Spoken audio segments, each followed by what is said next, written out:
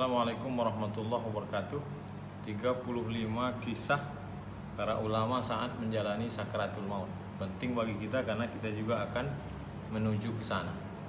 99 tanya jawab seputar sholat lengkap 4 mazhab dari takbiratul ihram sampai salam.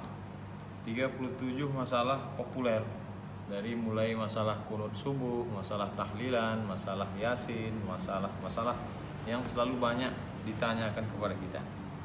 Kemudian dalam masalah umroh, kita mudah-mudahan bisa berangkat umroh, 66 tanya jawab umroh.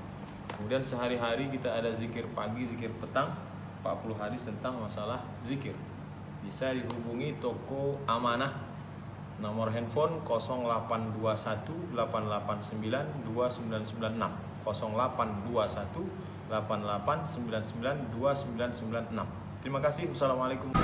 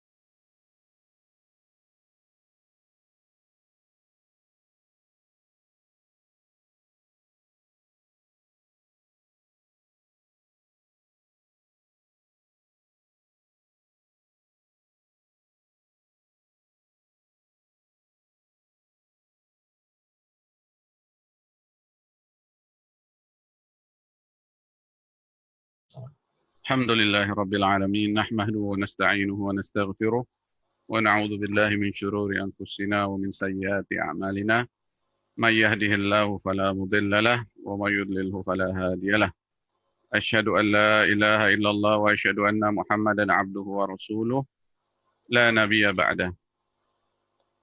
Alhamdulillah, segala puja-puji pada Allah Subhanahu wa Ta'ala, segala junjungan, salawat serta salam pada Rasulullah Sallallahu Alaihi Wasallam, Allahumma dan sholli juga ala para keluarganya, para sahabatnya, dan orang-orang yang senantiasa istiqomah di jalannya. Insya Allah yang mudah-mudahan kita semua yang hadir di sini termasuk di dalamnya. Amin, amin, ya Rabbal Amin, amin.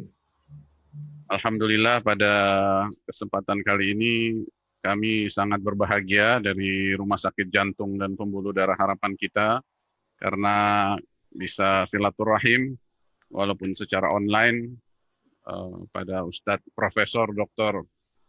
Ustadz Abdus Somad LCMA, yang mungkin selanjutnya supaya tidak panjang-panjang Ustadz, saya panggil Ustadz Abdus Somad saja Ustadz. Ya, uas. UAS, oke, UAS. Dan kita sangat berbahagia, mudah-mudahan nanti kita insya Allah mendapatkan pencerahan mengenai satu hal yang memang sangat penting, terutama setelah Ramadan lewat, ini sudah hampir sebulan, ya, dan mudah-mudahan kita masih memiliki semangat untuk tetap istiqomah dan juga menjalankan hal-hal yang kita lakukan sebenarnya di bulan Ramadan, ya, baik itu puasa, qiyamul lail, dan juga yang lain. Untuk tidak berlama-lama, mungkin saya moderator atas nama Dr. Amir Aziz Al-Katiri, staf medis di Rumah Sakit Jantung dan Pembuluh Darah Harapan kita, mempersilakan pada Ustadz untuk memulai kajiannya dengan topik istiqomah setelah Ramadan. Tafadhol Ustadz, silakan. Bismillahirrahmanirrahim. Assalamualaikum warahmatullahi wabarakatuh. Waalaikumsalam warahmatullahi wabarakatuh. Alhamdulillah wassalatu wassalamu ala Rasulillah wa ala alihi wa sahbihi wa man tabi'ahu wa mawalah. Rabbi syrah li sadri wa yassir li amri wa hlul 'uqdatam min lisani yafqahu qawli. Bapak-bapak, ibu-ibu, para dokter, keluarga besar Rumah Sakit Jantung Harapan kita, insyaallah kita semua dimuliakan Allah Subhanahu wa taala. Amin ya rabbal alamin. Amin. Tema kita menjaga istiqamah setelah Ramadan. Pertama saya jelaskan makna istiqamah menurut asal katanya. Kita bisa lihat dalam Al-Quran. A'udzubillahi minasyaitonirrajim. Innal ladzina qalu rabbuna Allah. Orang-orang yang berkata Rabbku, Tuhanku Allah, summastaqamu, setelah itu mereka istiqamah. Jadi arti istiqamah adalah ketika kita mengakui bahwa Rabb kita Allah. Rabb, dia yang mencipta, Rabb, dia yang memberi rezeki, Rabb, dia yang memelihara kita. Sampai hari ini kita semua ini istiqamah. Karena kita tetap meyakini yang tiga. Allah mencipta kita, Allah memelihara kita, Allah memberi kita rezeki. Maka secara umum kita ini semuanya istiqamah. Adapun orang yang tidak istiqamah adalah orang yang murtad. Jadi kalau ada na'udzubillah, sebelumnya dia beriman, setelah itu dia murtad, maka itu yang tidak istiqamah. Selama orang itu tetap dalam Islam, maka dia istiqamah. Lafaz makna pertama, bahwa arti istiqamah orang yang berada dalam la ilaha illallah Muhammadur Rasulullah sampai mati. Itu istiqamah. Adapun makna istiqamah yang kedua, mungkin ini yang dimaksud Bapak Ibu dokter. Karena kalau makna istiqamah yang pertama ini insya Allah kita sampai hari ini istiqamah. Makna istiqamah yang kedua ini yang dimaksud adalah konsistensi. Karena ada orang yang imannya zigzag.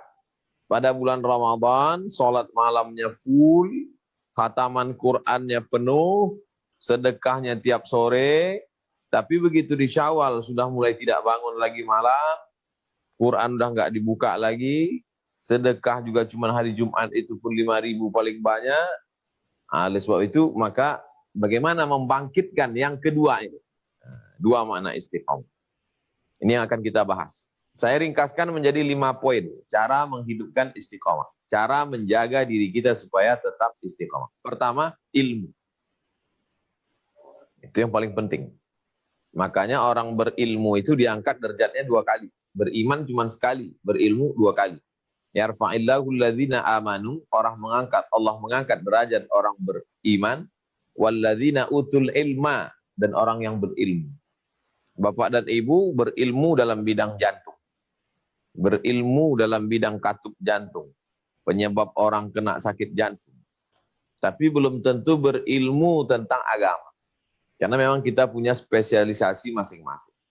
Maka yang pertama ini perlu diluruskan ilmu bahwa ibadah dalam Islam itu adalah untuk bekal menghadap Allah, satu sisi. Sisi yang lain, dia juga adalah membentuk kepribadian. Banyak orang hanya satu sisi saja.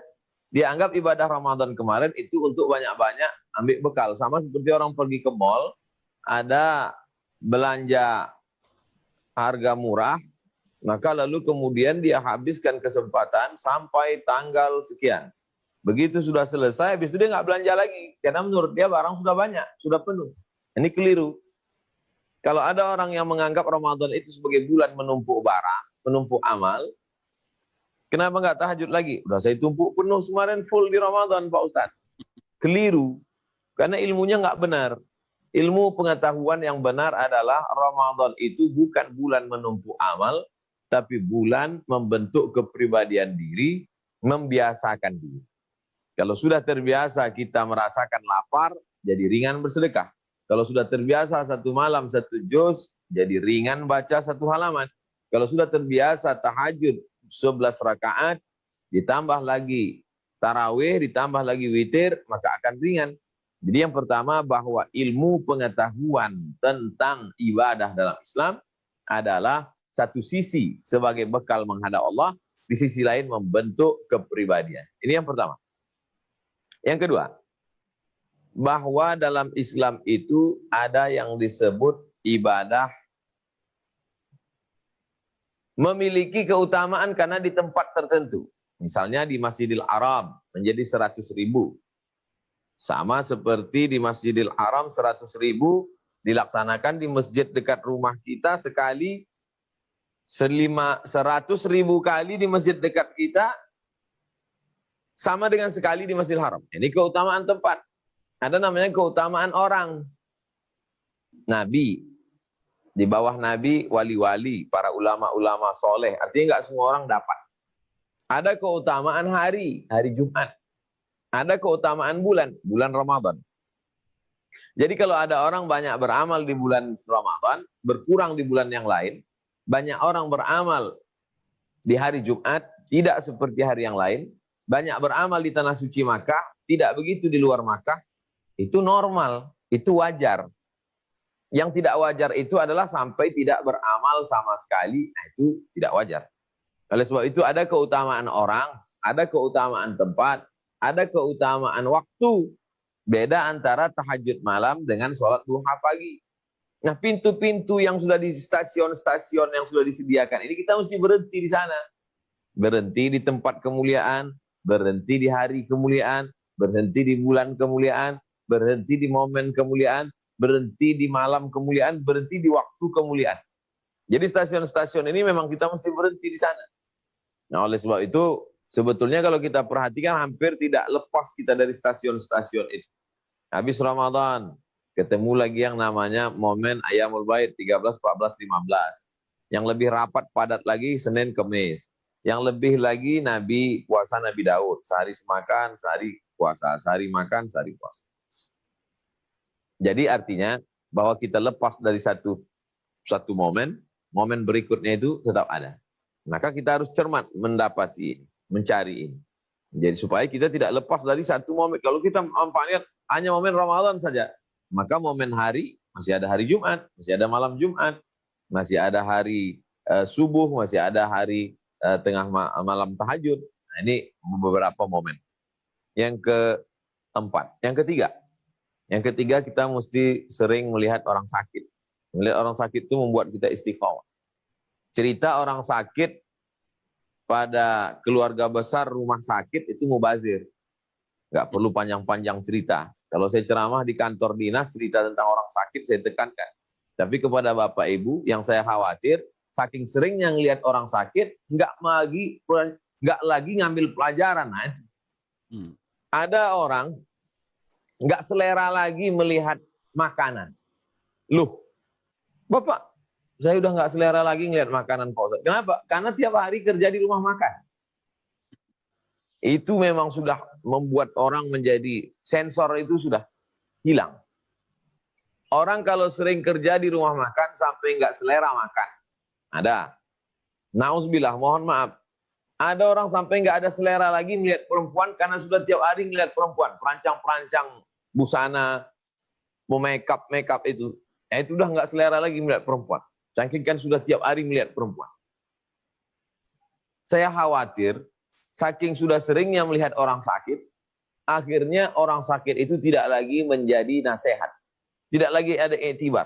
Tapi bagi orang yang melihat sekali-sekali, mengerikan sekali Pak Ustaz. Saya justru tobatnya ketika ke rumah sakit. Malah orang yang tiap hari di rumah sakit nggak tobat-tobat. Nah, ini mengerikan. Oleh sebab itu, coba pandangannya tidak lagi pandangan dokter ke pasien. Pandangannya tidak lagi melihat orang sekedar menderita sakit secara fisik. Tapi sebenarnya ada pelajaran yang diambil dari sana. Makanya kata Nabi, idza maridha, kalau ada saudaramu sakit, fa'udhu. Kunjungi dia, lihat dia. Itu bisa membuat engkau lebih istiqomah, diantaranya mensyukuri nikmat sehat. Wasihataka qabla saqamika, sehatmu sebelum kau sakit. Yang keempat, itu orang mati. Mau tidak mau, suka tidak suka, saya kalau saya hitung-hitung kebanyakan jamaah, keluarga, sahabat, tetangga, teman yang meninggal, itu kebanyakan karena jantung. Bahkan keluarga-keluarga dekat pun begitu. Si Anu kenapa? Sakit jantung. Si Anu kenapa nggak mau datang akikah? Takut makan daging kambing nanti sakit jantung. Si Anu kenapa tiba-tiba meninggal? Jantungan. Oleh sebab itu maka kematian ini luar biasa. Kata Nabi SAW, aksiru zikra hazimil ladzat. Banyak-banyaklah engkau mengingat dia yang meluluh lantakkan kelezatan. Kalau dia sudah datang, maka segala kenikmatan yang lezat-lezat hilang. Kebetulan saya punya teman sahabat akrab. Dulu waktu kuliah sama-sama sarapan pagi, sama-sama di kelas, sama-sama nongkrong, sama-sama jalan. Bahkan ketika ibu saya meninggal, dia datang takziah. 41 hari setelah itu dia meninggal. Tanpa sakit berat. Hanya beberapa hari masuk rumah sakit, meninggal. Seusia dengan saya. Di situ terjadi perubahan pada diri saya, yang dulu saya menganggap mati itu mesti nunggu 63 tahun. Tapi setelah meninggal dia itu saya anggap, kenapa dia meninggal, kenapa saya enggak? Padahal kami sama. Jadi saya anggap sekarang ini, usia saya yang sekarang ini, saya anggap ini bonus dari Allah. Mestinya saya juga sama-sama meninggal dengan dia. Karena tak ada kelebihan saya dari dia, teman akrab. Kenapa dia lebih dulu? Berarti saya diberi Allah bonus kelebihan yang tak boleh saya sia-siakan walaupun sedetik. Karena ketika kematian sudah datang, jadi kadang kita menemukan titik balik ketika itulah gunanya dibuat Allah, ada sakit, ada mati, ada kebakaran, ada kehilangan, ada cacat. Itu sebagai rem. Karena dalam perjalanan hidup ini kita maunya gas terus, hantam kromo, tabrak semuanya. Maka ketika ada orang meninggal, rem. Ada orang sakit, rem. Ada orang cacat, rem. Ada orang kena musibah, kita sedang diingatkan. Makanya banyak cara orang mencari nasihat. Ada cari nasihat ketemu kiai. Ada cari nasihat datang ke rumah sakit. Ada cari nasihat ikut mengkebumikan, menguburkan orang mati. Ada cari nasihat melihat panti jompo orang-orang tua. Ada mencari nasihat bawakan beras pergi ke panti yatim. Itu semua adalah untuk rem. Kalau tidak kita akan kebablasan dan dunia ini lupa kita. Kita sangka ini tempat keabadian. Padahal dia hanya sempat singgah semata. Yang terakhir, yang kelima, banyak-banyak berdoa supaya Allah menjaga hati.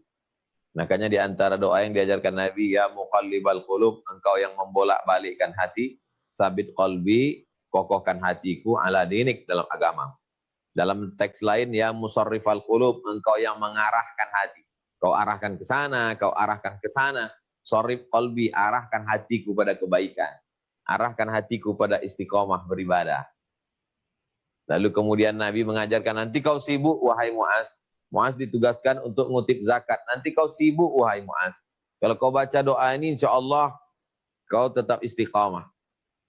Allahumma a'inni ala zikrika wa syukrika wa husni ibadati. Tolong aku supaya aku senantiasa mengingatmu, bersyukur padamu, dan beribadah dengan ibadah yang terbaik. Karena kita ini sebenarnya nggak ada apa-apanya. Maka kalau kita merasa punya apa-apa, padahal nggak ada apa-apa, itu nasib kita nanti bisa jadi apa-apa. Oleh sebab itu sadari bahwa kita ini bukan siapa-siapa dan nggak ada apa-apanya, maka kita serahkan pada Allah. Mumpung hidup masih diberi amanah, mumpung badan masih sehat, maka kita manfaatkan, itu membangkitkan semangat untuk beramal, beramal, beramal, beramal. Saya kira sebagai pengantar dialog petang ini Pak Dokter, saya cukupkan sampai sekian. Untuk selanjutnya kita lebih banyak interaktif. Terima kasih. Wassalamualaikum warahmatullahi wabarakatuh. Waalaikumsalam warahmatullahi wabarakatuh. Terima kasih, jazakallah khair Ustaz atas penyampaian tausiah yang cukup singkat. Walaupun sebenarnya kita semua nih pengen lebih banyak lagi Ustaz. Masya Allah. Ya, jadi tapi kita akan lebih banyak tanya jawab ya Ustaz ya. Saya ada beberapa pertanyaan nih Ustaz. Beberapa mungkin secara umum, beberapa ada kekhasan rumah sakit nih Ustaz. Yang pertama, dari salah satu direktur kita bertanya, dalam pelayanan pasien jantung, terutama yang emergensi, ini juga sholat kadang tertunda. Apalagi kalau pakai hazmat itu untuk untuk pasien COVID nih Ustaz. Jadi nggak bisa main sembarangan buka terus sholat pakai lagi, kan nggak semudah itu. Bagaimana panduannya nih Ustaz? Gimana saran Ustaz? Kalau qashar tidak ada tawar-menawar Pak, Ibu. Qashar itu mesti ada safar, musafir. Jaraknya ada yang berpendapat 82 km, ada 89. Saya pakai kitab Al-Fiqhul Islami wa Adillatu Syekh Wahbah Zuhaili 89 km. Baru boleh qashar. Tapi jamak itu tidak disyaratkan qashar. Tapi saya juga tidak termasuk orang yang terlalu memudah-mudahkan jamak. Dikit-dikit jamak, macet dikit jamak, pengantin duduk di pelaminan jamak, ngantuk-ngantuk jamak. Nah, itu saya enggak juga. Masalah hukum ini saya agak super ketat sedikit. Kalau masalah akhlak oke. Tapi kalau masalah hukum, Bapak Ibu yang bekerja pakai baju astronot, masuknya jam 8 pagi, kemudian baru bisa dibuka jam 4 sore. Maka sholat zuhurnya gimana? Dia jamak takhir. Tapi nggak pakai qashar. Karena pakaiannya itu nggak bisa dibuka. Bahkan sekali pakai buang. Bahkan untuk minum aja sulit begitu dibuka merah-merah. Ujung tombak perjuangan melawan COVID ini adalah Bapak Ibu dokter, perawat di rumah sakit. Oleh sebab itu maka diberikan rukhsah, keringanan, dispensasi. Karena beratnya tugas mereka. Tapi jangan nanti fatwa ini ditarik kemana-mana. Saya bercerita ini hanya untuk satu kasus ini saja. Maka nanti setelah sholat asar jam 4, dia buka baju itu, tugasnya habis, dia berwudu, dia sholat. Tidak disyaratkan asar dulu atau zuhur dulu. Yang disyaratkan mesti zuhur dulu itu kalau jamak takdim. Adapun jamak takhir, kalau ada yang sholat zuhur dulu baru asar, itu menghormati urutan susunan. Karena susunannya zuhur dulu baru asar. Kalau ada yang membuat asar dulu baru zuhur, maka itu melihat waktunya. Karena itu waktunya yang punya asar. Zuhurnya numpang di waktu asar. La tushtaratu fihil mualat.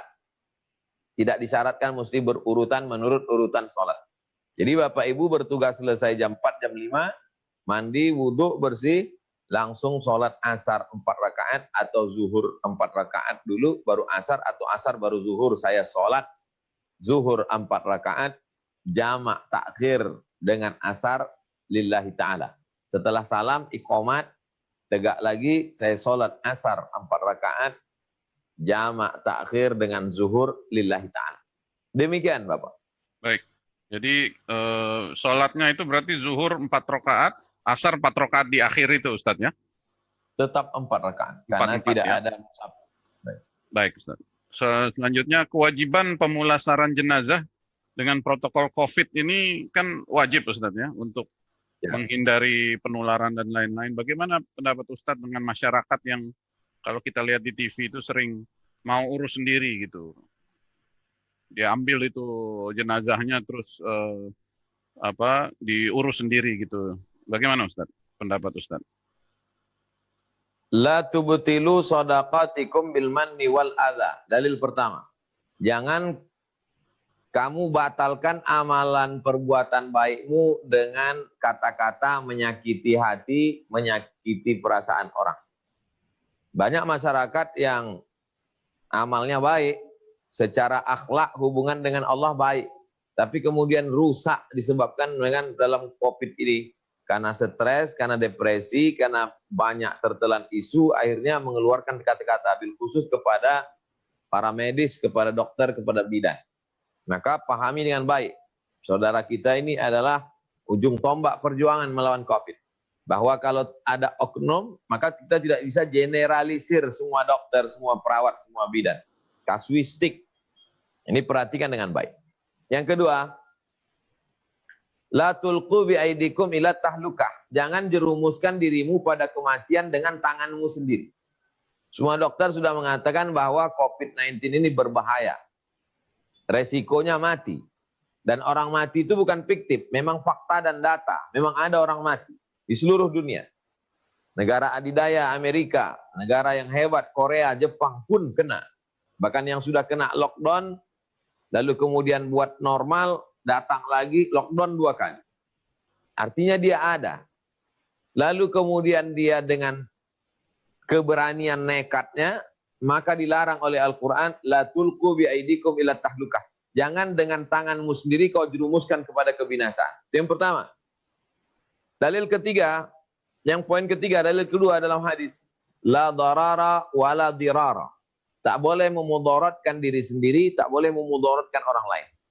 Maka kalau sudah diputuskan dokter-dokter yang amanah bahwa jenazah ini kena COVID-19, sudah dibuat protokol COVID, lalu kemudian orang nekat, maka negara untuk mengamankan orang banyak, disitulah peran negara.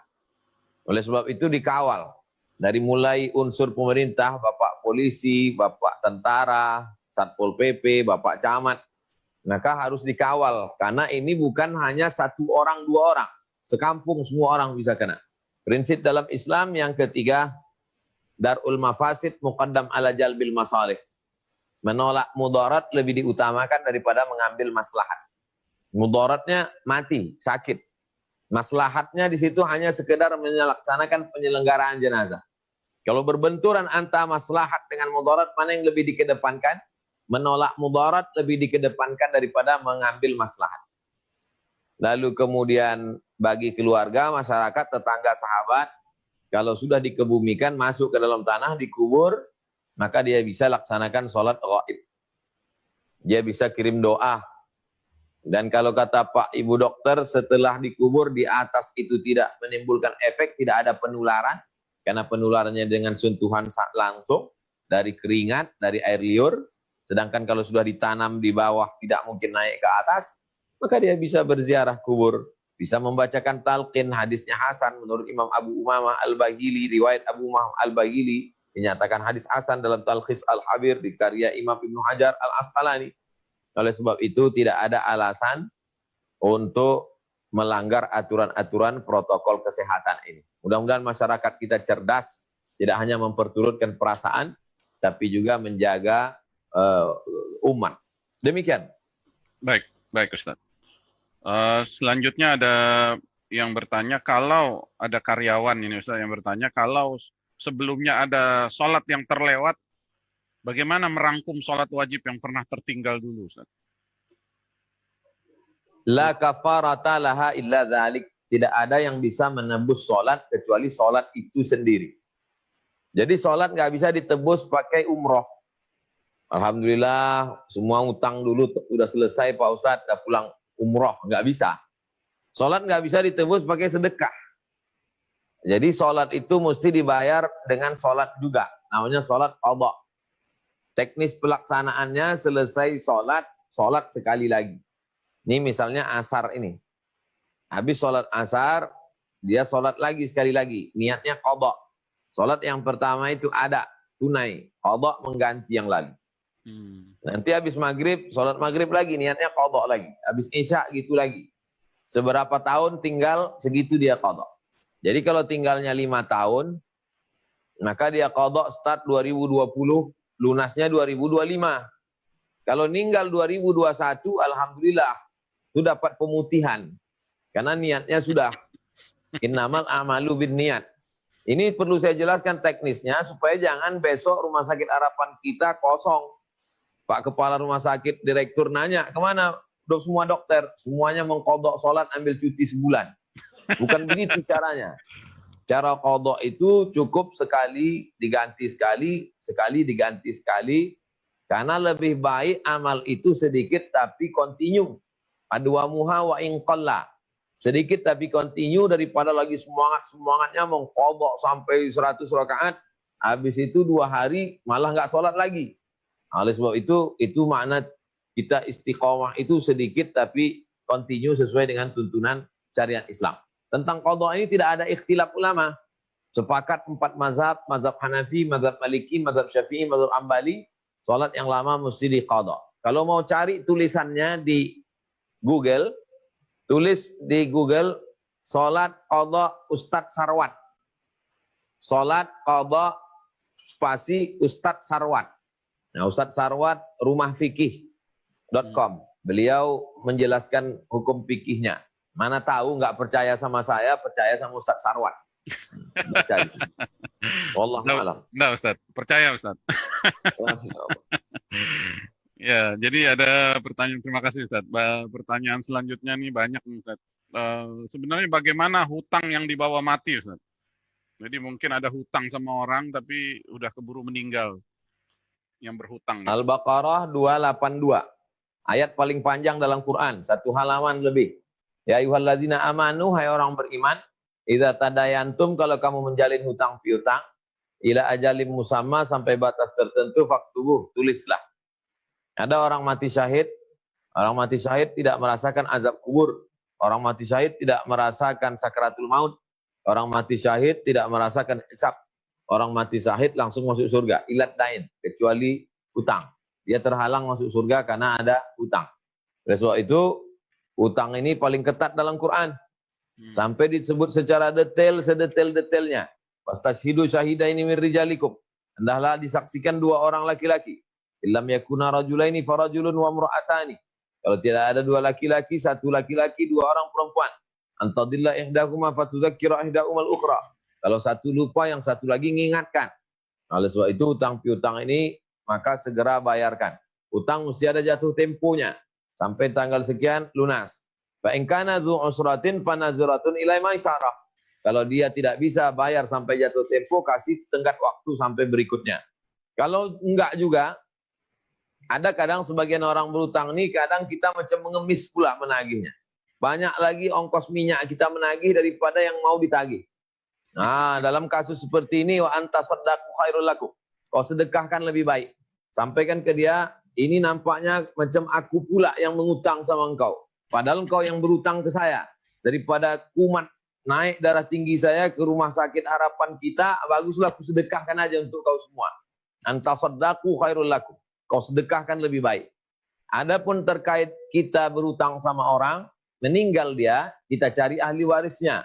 Ahli warisnya tak ada, tak ketemu, habis semuanya, ditelan bumi, kena gempa bumi, kena tsunami, maka kita hitung teknis pembayaran hutang pada orang sudah meninggal dunia yang tidak ada ditemukan ahli warisnya. Pertama, hitung berapa nilainya menurut harga emas. Jadi kalau kita minjam uang 100.000 tahun 40 tahun yang lalu, tidak dibayarkan 100.000 rupiah di tahun 2020 karena nilainya tidak sama, inflasi. Dolar saja tak sama. Dolar zaman saya ke Mesir dulu tahun 96, dolar dulu 2000. Zaman saya ke Mesir 97 98 sudah 20.000. Oleh sebab itu maka nilai mata uang ini mengalami inflasi. Maka yang stabil itu harga emas. Yang pertama dihitung kalau tahun 80 pinjam uang 100.000, berapa harga emas waktu itu? Oh, ternyata harga emas waktu itu 1 gram. Maka membayarnya tahun 2020 adalah 1 gram emas. 1 gram emas sekarang 500.000 atau naik karena Covid menjadi 700 atau 800.000. Bayarlah 800. Kemana dibayarkan? Masalih ammah, maslahat umum. panti jompo, panti yatim, sekolah agama, fakir miskin. Serahkan ke mereka yang bisa dinikmati umat. Mengembalikan uang umat kepada umat. Masalih ammah, kemaslahatan umum. Demikian, Pak. Ya, terima kasih Ustaz. Selanjutnya ini berkaitan langsung dengan Ramadan Ustaz. Bagaimana kita tahu bahwa amalan Ramadan kita diterima dan sebenarnya apa ciri-cirinya bahwa amalan Ramadan kita diterima? Demikian Ustaz. Dalam tafsir Al-Kabir ditulis oleh Imam Fakhruddin Ar-Razi dalam surat Inna anzalnahu fi lailatul qadar. Tidak ada yang tahu siapa dapat taubat nasuha. Sampai sekarang nggak ada yang tahu siapa yang diterima taubat nasuhanya. Yang kedua, tidak ada yang tahu siapa dapat haji mabrur. Nggak ada kita nih yang tahu siapa dapat haji mabrur. Yang ketiga, tidak ada yang tahu siapa dapat sholat wusta. Yang keempat, tidak ada yang tahu siapa dapat Lailatul Qadar. Lalu kita kenapa tidak dikasih tahu Allah? Supaya kita senantiasa takut, cemas, khawatir. Andailah ada reportnya, Ramadan 1441 sudah diterima 80%. Anda selamat. Mungkin nggak sholat lagi sekarang. Karena dianggap sudah dapat 80 tahun.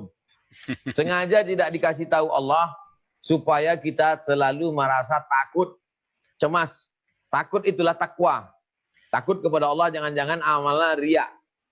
Ada orang 30 malam catatan tarawihnya, 30 malam. Ternyata bukan lillahi ta'ala, tapi karena ikut safari sama Pak Direktur. Jadi amalnya bukan karena Allah. Oleh sebab itu kita senantiasa khawatir. Abdul Somad, jangan-jangan pahala ceramahmu hilang. Gara-gara marah-marah melihat haters. Gara-gara masih melihat berapa viewers dan subscriber. Senantiasa merasa cemas dan takut kepada Allah. Kita hanya bisa menduga amal kita itu diterima Allah lewat tanda-tanda apa? Ada perubahan. Sebelum Ramadan pelit, bakhil. Setelah Ramadan menjadi pemurah. Sebelum Ramadan ke masjid sholat berjamaah berat. Setelah Ramadan tetap datang ikut protokol kesehatan. Sebelum Ramadan baca Quran malas. Setelah Ramadan rindu melihat Al-Quran. Jadi di antara tanda-tanda taubat orang diterima dan amalnya diterima ada perubahan. Perubahannya itu perubahan mental, bukan perubahan fisik. Karena banyak juga yang perubahan fisik. Nah, yang dimaksud adalah perubahan spiritualitasnya berubah. Demikian, Pak. Ya, makasih Ustaz. Selanjutnya ada pertanyaan dari Profesor Dede Kusmana, Ustaz. Dalam Al-Waqiah, surat Al-Waqiah ada 3 golongan, yaitu kanan, golongan kiri, dan satu lagi. Siapakah golongan yang satu lagi ini, Ustaz? Mungkin maksudnya as-sabiqunal awwalun, Ustaz ya. Nanti tafadhal Ustaz dijelaskan dalam surat Al-Waqiah. Silakan Ustaz. Coba sebutkan ayatnya.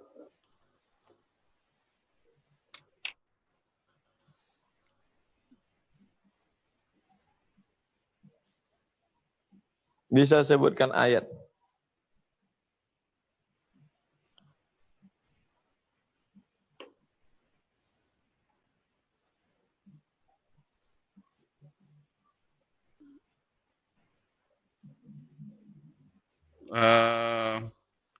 Yang kuntum azwajan salata, Ustaz. Kuntum azwajan salata, as-sabiqun as-sabiqun. Ulaikal muqarrabun. Ashabul maimanah dan ashabul masy'amah, Ustaz. Golongan kanan, golongan kiri, dan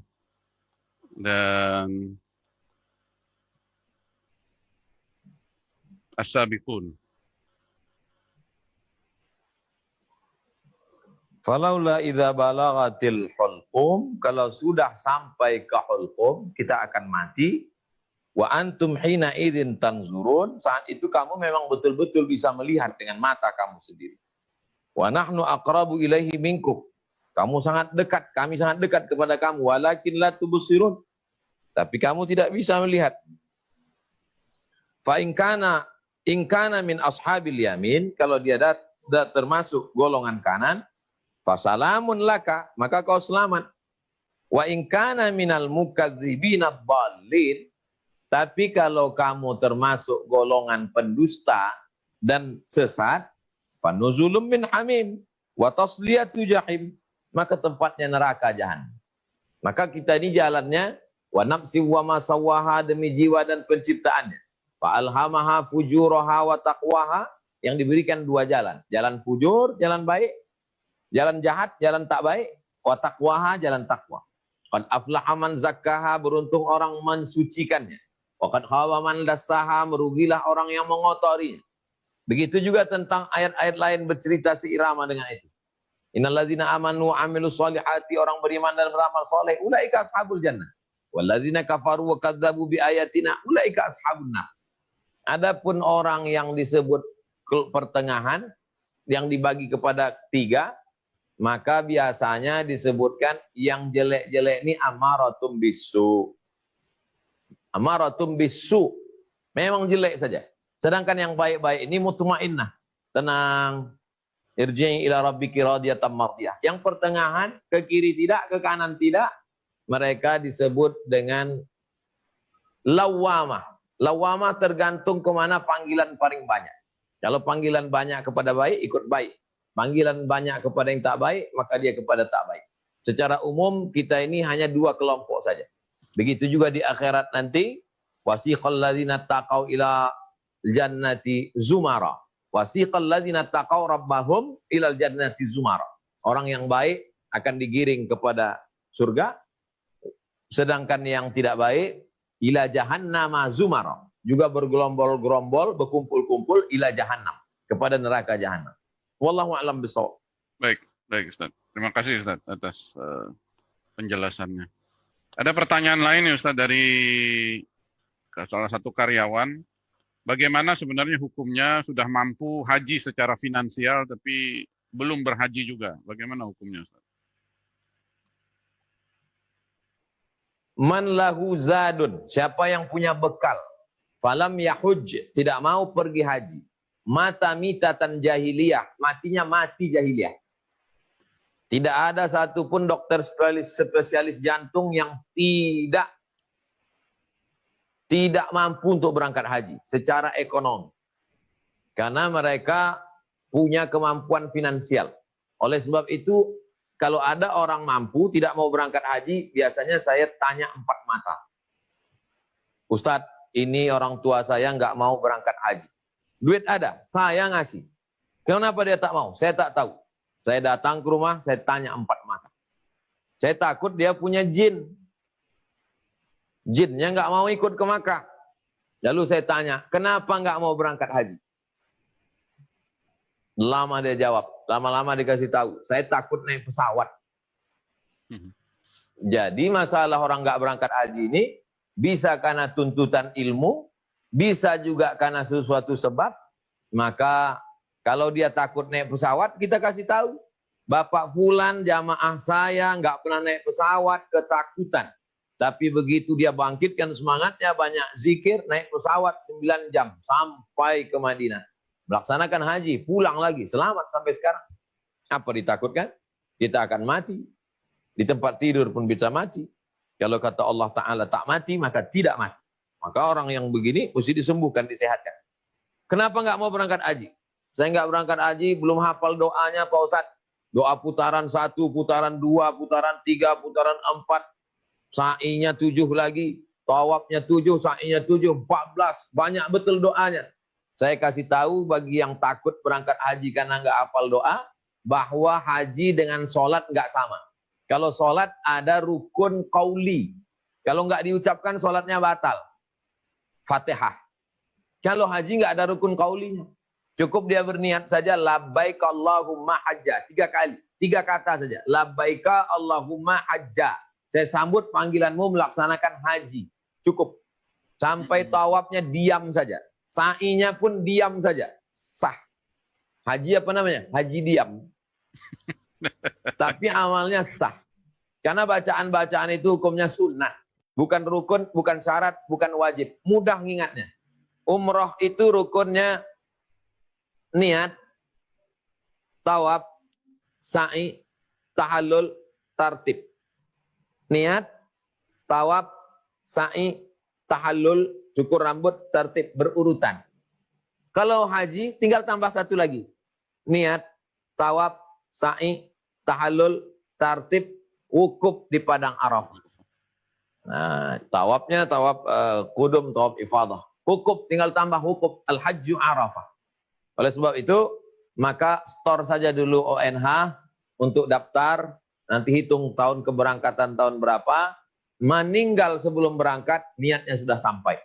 Nah, jangan dikhawatirkan, itu memang nggak ada niat sama sekali. Saya sudah jelaskan karena sebab fisik, karena sebab mental, karena sebab ketidaktahuan, tak ada lagi alasan. Mati-mati jahiliyah. Na'udzubillah. Wallahu a'lam. Demikian, Pak. Baik, Ustaz. Terima kasih, Ustaz. Selanjutnya ada yang bertanya, Ustaz. Mungkin ini pertanyaan kita, sebagian dari kita juga. Sebenarnya bakti apa untuk orang tua yang sudah meninggal selain doa, Ustaz? Apa yang bisa kita lakukan untuk orang tua yang sudah meninggal selain berdoa? Silakan, Ustaz. Ummi matat, emak saya sudah meninggal, kata Sa'ad bertemu dengan Nabi. Apa atasaddaqu anha? Kalau saya bersedekah, sampai enggak pahalanya? Kata Nabi, tasaddaqlah. Bersedekahlah, tasaddaq, bersedekahlah. Ayu sadaqatu afdal, sedekah apa yang paling afdal? Saqiyul ma', memberi air minum. Jadi yang ibunya sudah meninggal, ayahnya sudah meninggal, bersedekah. Luangkan berapa persen dari gaji itu untuk panti jompo, untuk anak yatim, beli Quran, sedekahkan. Ada pembebasan tanah, bangun masjid, belikan 1 meter 5 juta untuk almarhum. Ini sedekah. Buat sumur bor di tempat-tempat yang sulit air, di WC, pergi ke pondok pesantren. Itu di pesantren anak-anak susah. Karena santrinya 1000, WC-nya 2. Ngantrinya 200 orang. Pergi ke sana, buatkan WC. Pahalanya untuk almarhum, almarhumah. Jadi bakti pertama untuk orang tua adalah sedekah. Yang kedua, mengirimkan bacaan Al-Quran. Wa in khatimul Qur'ana fahuwa hasanun. Kalau dia khatamkan sekhatam Al-Quran, data Imam Nawawi bagus. Nggak sanggup sekhatam Quran, hatinya Al-Quran, Yasin. Nggak sanggup Yasin, dan ini juga sekaligus motivasi setelah Ramadan. Dari maghrib ke isya, mati TV, mati handphone, baca Quran. Dapat 1 juz, alhamdulillah. Setengah juz, alhamdulillah. 1 lembar, alhamdulillah. 1 halaman pun, alhamdulillah. Yang ketiga adalah kurban. Kurban niatkan untuk almarhum. Berapa Pak Ketua Masjid kurban tahun ini? 2,5 juta. 2. Nama saya 1, nama almarhum 1. Itu bakti kita. Mereka bagikan daging-daging itu, mengalir pahalanya. Tapi yang paling bagus di antara semua yang tetap mengalir gak putus itu adalah wakaf. Nah, jadi kalau ada yang mewakafkan untuk almarhum, wakaf masjid, saya beberapa tempat ketemu jamaah, masjidnya nama perempuan. Loh, ini masjid kok nama perempuan? Biasa masjid Al-Ikhlas, masjid At-Taqwa. Nama siapa ini? Nama mak saya, Pak Ustaz. Mantap. Maghrib ke isya anak-anak ngaji. Kalau nggak bisa sendiri, buat sebuah komunitas. Komunitas dokter-dokter jantung. Nama masjidnya Masjid Al-Qalbu, masjid jantung. Pahalanya mengalir. Setiap jantung berdetak, mengalir pahalanya. Nah, ini semua untuk kebaikan-kebaikan. Dunia ini kalau dikejar nggak selesai-selesai. Sudah punya mobil ini, mau mobil sport. Sudah punya rumah lantai 1, mau lantai 4. Sudah ini. Dunia ini nggak selesai. Sampai mulut kita disumbat tanah, barulah kita sadar. Oh, andainya dulu saya berwakaf. Oh, andainya dulu saya bersedekah. Tapi nggak ada gunanya. Al-nasu niyam. Manusia ini tidur. Falamma matu intabah. Manusia ini tidur. Ketika dia terbangun ketika dia mati baru dia terbangun. Oh, ternyata mimpi jadi dokter spesialis jantung. Nggak ada gunanya lagi, udah mati. Almarhum, bawalah kain kafan. Yang lain tinggal semua. Mobil, rumah, mewah, tinggal. Plat mulai dicopot. Dokter jantung, copot. Ganti dokter yang baru. Dokter yang lama mana? Almarhum. Wallahu a'lam. Baik, Ustaz. Terima kasih atas tausiahnya, Ustaz. Selanjutnya nih ada berkaitan dengan kurban, karena menjelang kurban, Ustaz. Tadi mungkin sebagian sudah. Apakah kurban harus atas nama perseorangan atau bisa satu keluarga, Ustaz? Dan apakah boleh berkurban dengan uang saja, misalnya bukan untuk daerah sekitar rumah, tapi untuk daerah yang terpencil dan tertinggal, yang khawatirnya dia tidak dapat daging kurban. Gimana, Ustaz? Dua pertanyaan itu tadi. Iya. Pertama, pertanyaan bisakah kurban satu orang untuk satu keluarga? Saya tidak bisa jawab bisa atau tidak. Saya sebutkan 4 level kurban. 4 level kurban. Level paling bawah, ini kelas ekonomi lah. Kepala rumah tangga berkurban 1 kambing, maka sudah dapat 1 keluarga. Ini kelas paling bawah. Kepala rumah tangga berkurban 1 kambing, maka dapat 1 keluarga. Level kedua di atas, 1 orang dapat 1. Misalnya, ada di situ ditulis pengumuman masjid, kurban 2,5 juta, bayar dia. Nah, itu 1 dapat 1. Level yang ketiga, 1 ekor sapi atau onta dapat 7. Dalilnya naharna ma'an Nabi sallallahu alaihi wasallam. Kami berkurban bersama Nabi Yaumal Hudaybiyah. Pada hari perjanjian Hudaybiyah tahun ke-6 Hijrah. Likulli sab'atin badanah. Setiap 7 orang menyembelih 1 ekor onta. Tempat kita tak ada onta, 1 ekor sapi. Yang paling 4, level 4, VVIP, very very important person. Nabi berkurban 100 ekor onta sendirian. Saya ulang lagi. 1 kepala rumah tangga, 1 kambing. Paling bawah. 1 orang 1. 7 orang 1 onta. 100 ekor onta sendirian. Nah, kalau untuk dokter spesialis itu yang level mana Pak Ustadz? Untuk dokter spesialis jantung itu pasnya 1 dokter 1 sapi limosin. Level 3,5. Jadi kalau ada dokter rumah sakit jantung harapan kita kurbannya cuma 1 kambing, susah kita menolak su'ul khotimah. Kata Nabi SAW, banyak-banyak bersedekah itu tadfa'u mitatassu, menolak mati su'ul khotimah. Jadi oleh sebab itu maka 4 level ini jangan pilih level paling bawah karena kita selalu minta masuk surga level paling atas. Maka beramalnya juga paling atas. Wallahu a'lam. Demikian. Ya, baik Ustaz.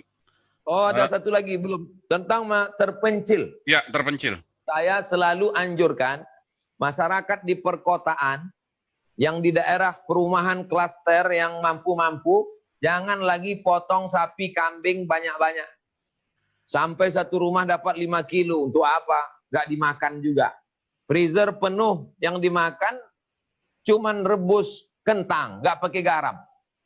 Jadi lebih bagus potong saja di komplek itu 1 kambing, bagi 1 on 2 on setengah kilo, sisanya lebih baik potong ke pinggir-pinggir kota, daerah-daerah pemukiman kumuh miskin. Kalau di tempat saya anjurkan kirimkan ke suku Talang, suku Akit, suku Laut, suku Sakai, suku Terasing, suku Hutan. Mereka lebih bagus untuk dakwah. Jadi masalah teknis pemotongannya, jangan khawatir, dipotong di sana pun pahalanya tetap dapat. Jangan takut, jangan cemas, tetap dapat. Bismillahi wallahu akbar, Allahumma taqabbal min fulan bin fulan, maka pahalanya tetap sampai. Adapun daerah lingkungan kita, Pak Ketua Masjid, asal cukup udah 1 rumah setengah kilo, cukup, gak temakan-makan itu. Tamak kita lebih. Iyakum wal faqra fa innahul faqrul hadir. Jauhilah dari sifat tamak, karena tamak itu akan terus merasa kurang. Demikian. Ya. Baik Ustaz. Ada 2-3 pertanyaan lagi terakhir nih Ustaz. Mengapa Rasulullah ini cukup lama 13 tahun mendakwahkan atau menanamkan tauhid ini di Mekah? Bagaimana Ustaz? Maksudnya apa ini penting sekali Ustaz? Silakan. Sekarang saya kasih tahu gimana kalau orang lebih banyak cerita ibadah daripada tauhid. Ceritanya, misal saya kasih ceritanya, bagaimana dulu seandainya ujuk-ujuk langsung aja cerita zakat. zakat ini kan wajibnya setelah pindah ke Madinah 2 tahun. Ya. Artinya setelah wahyu turun 15 tahun baru turun zakat. Selama 13 tahun itu akidah. Setelah pindah ke Madinah 2 tahun baru zakat. Artinya setelah turun wahyu 15 tahun baru wajib zakat. Nah sekarang gimana kalau kita balik? Turunnya zakat duluan. Jamaah sekalian, siapa yang punya kambing 40 ekor, maka wajib mengeluarkan zakat 1 kambing. Siapa yang punya kambing 40 ekor, wajib mengeluarkan zakat 1 kambing. Tauhidnya nggak ditanamkan. Saya yakin dan percaya, seumur hidup dia nggak akan pernah berzakat kambing. Kenapa? Karena begitu kita sampai ke rumahnya, Pak, kambing Bapak kan bulan lalu 40. Iya, keluarkan zakat 1. Kata dia, hitung aja sendiri. Pas kita hitung, 39. Kambing Bapak kemarin 39 menurut perhitungan kami. Ini hari ini sudah lahir 1 kambing. Begitu menurut USG terakhir akan lahir 1 kambing. Kata dia enggak. Tetap 39. Kenapa? Udah saya potong tadi malam 1. Bulan depan kita datang lagi. Menurut prediksi kami, kambing Bapak 40. Hitung aja sendiri. Tetap 39. Dia jual 1. Seumur hidup enggak bakalan keluar kambing. Makanya banyak sekarang orang kaya enggak keluar zakat. Ketika kita tanya, kenapa enggak berzakat Pak? Saya enggak pernah sampai nisab. Nisab zakat kan 42.500.000, 85 gram kali 500, 42.500.000. Dia cek tabungan. Begitu sampai 42, beli mobil, nggak jadi zakat. Begitu mau sampai 42, beli tanah, nggak jadi zakat. Inilah bahayanya kalau orang ngerti ibadah, tapi akidahnya nggak kuat. Makanya yang ditanamkan pertama kali itu adalah akidah. Bahwa Allah memperhatikan kita, bahwa kita akan mati. Makanya Syekh Muhammad Abduh pas ngaji tafsir, dia tafsirnya nggak dari Al-Baqarah, tapi tafsirnya adalah juz 30. Kenapa juz 30? Karena juz 30 itu banyak bercerita tentang kiamat, cerita tentang mati, cerita tentang menghadap Allah, cerita tentang dunia akan berakhir, cerita tentang... Jadi sesungguhnya masalah ibadah Abu Jahal, Abu Lahab nggak akan marah. Seandainya Nabi cuma ngajak puasa Senin Kemis, Abu Lahab, Abu Jahal nggak marah, dia nggak terganggu. Tapi kalau cerita masalah akidah, jangan menyembah Lata, Uzza, Manat, Hubal, Jibti, Tagut, Naham, meyakini bahwa kita ini adalah makhluk ciptaan Allah, bahwa kita akan mati. Itulah mengapa pembentukan pondasi, ngecor lantai, ngecor pondasi dasar itu memang lama, sampai 13 tahun. Maka setelah kuat, barulah diwajibkan sholat tahun ke-10 Isra Mi'raj. Lalu kemudian barulah sampai di Madinah, barulah diwajibkan zakat, diwajibkan puasa, diwajibkan haji. Adapun sholat diwajibkan setelah 10 tahun penguatan akidah. Alladzina yuqimuna shalah, orang yang menegakkan sholat. Memang betul, tapi baca ayat sebelumnya. Alladzina yu'minuna bil ghaib. Orang-orang percaya kepada yang ghaib. Yang kita sembah Allah, ghaib. Yang mencatat amal kita, Allah, ghaib. Kalau buat dosa masuknya neraka, ghaib. Kalau buat baik masuk surga, ghaib. Keyakinan tentang yang ghaib itulah akidah. Maka akidah ini mesti ditanamkan secara kuat. Itulah rahasia mengapa penanaman akidah itu begitu lama, lalu kemudian beribadah. Demikian. Baik Ustaz, ini mungkin pertanyaan terakhir Ustaz, karena bagaimana sebenarnya informasi Al-Quran dan hadis mengenai wabah Ustaz, dan cara menghadapinya, serta bagaimana menguatkan hati dan untuk menghadapi pandemi ini Ustaz, terutama untuk kita dokter, perawat dan pihak rumah sakit secara umum. Pertama, ma asaba min musibatin, segala musibah yang terjadi fil ardi, di bumi, wala fi anfusikum, pada dirimu, segala musibah yang terjadi di bumi, tercakup juga di dalamnya wabah, tercakup juga dalamnya COVID-19, au fi anfusikum, atau pada dirimu, sakit, demam, jantung, diabetes, yang ada pada dirimu, illa fi kitabin, semuanya ditetapkan Allah, min qabli an nabra'aha, sebelum diwujudkan dalam bentuk yang nyata. Makanya kalau kita sudah usaha, sudah ikhtiar, dalam Ahlus Sunnah wal Jamaah kita tak boleh berserah pada takdir, mesti ada usaha. Setelah berusaha, setelah berikhtiar, terjadi juga, maka kita mesti kembalikan kepada Allah bahwa ini adalah takdir Allah. Dengan beriman kepada takdir kita menjadi kuat. Dengan beriman kepada takdir kita tidak putus asa. Tapi jangan bergantung kepada takdir lalu menyia-nyiakan usaha. Seimbang antara usaha dengan keyakinan pada takdir. Ini yang pertama.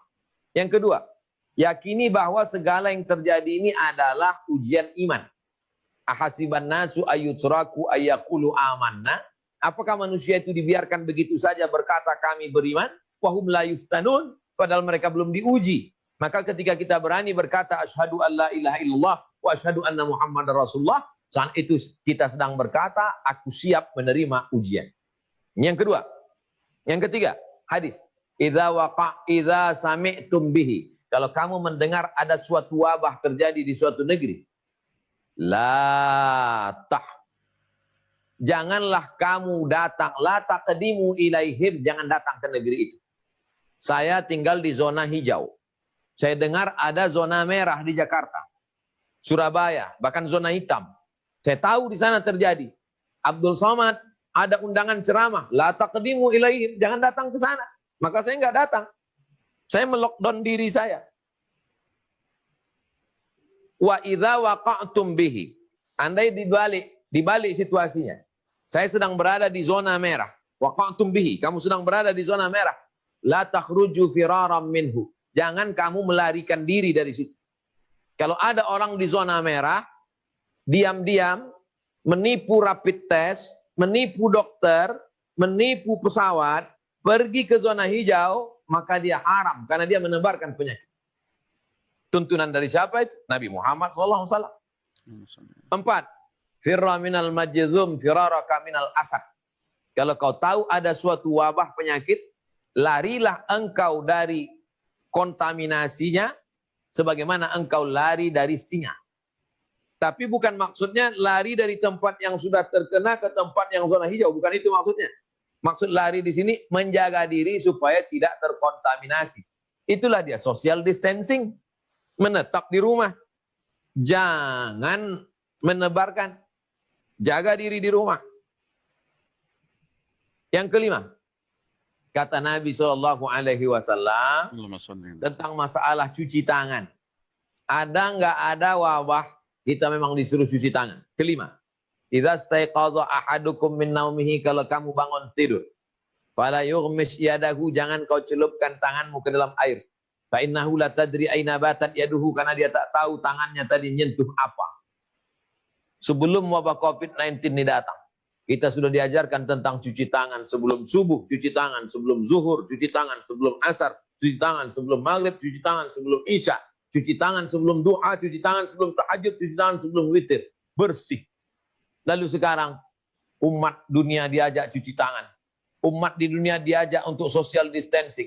Maka orang Islam tidak kaget karena itu adalah bagian dari ajaran agama. Kalau yang bicara ini orang Islam, orang akan berkata ini apologi saja. Tapi bagi orang yang hatinya lembut, dia akan melihat ajaran Islam ini bukan datang dari seorang Muhammad SAW, tapi ini datang dari Allah SWT. Allah berjanji, sanurihim ayatina fil afaq. Kami akan tunjukkan tanda-tanda kebesaran kami di atas permukaan bumi.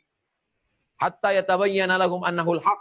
Sampai terbukti bahwa agama ini datang dari Allah Subhanahu wa taala. Tapi yang bisa menjelaskan ini adalah Bapak Ibu dokter.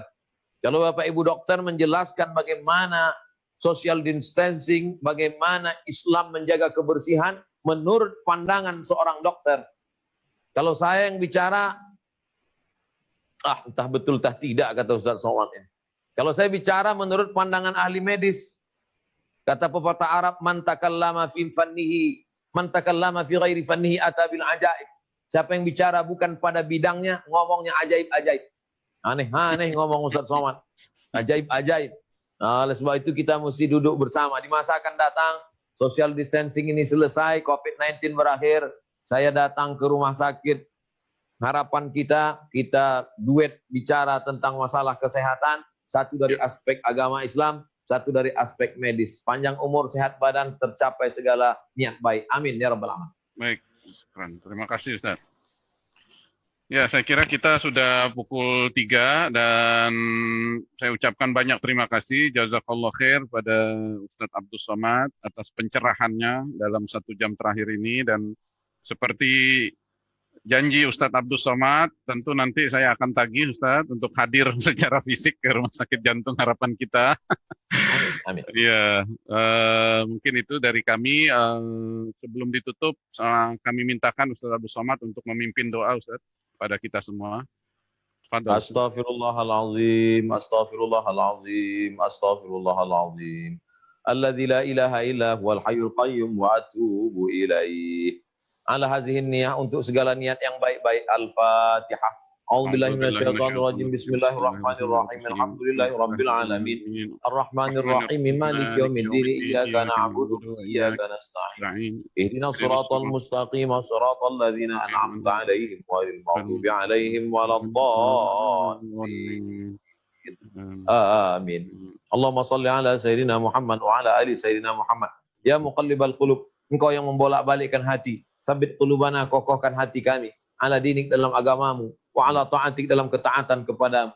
Allahumma sahih ajsadana, sehatkan badan kami, wa qawwi imanana, kuatkan iman kami, bil khusus keluarga besar, para bapak ibu dokter pimpinan di Rumah Sakit Jantung Harapan kita.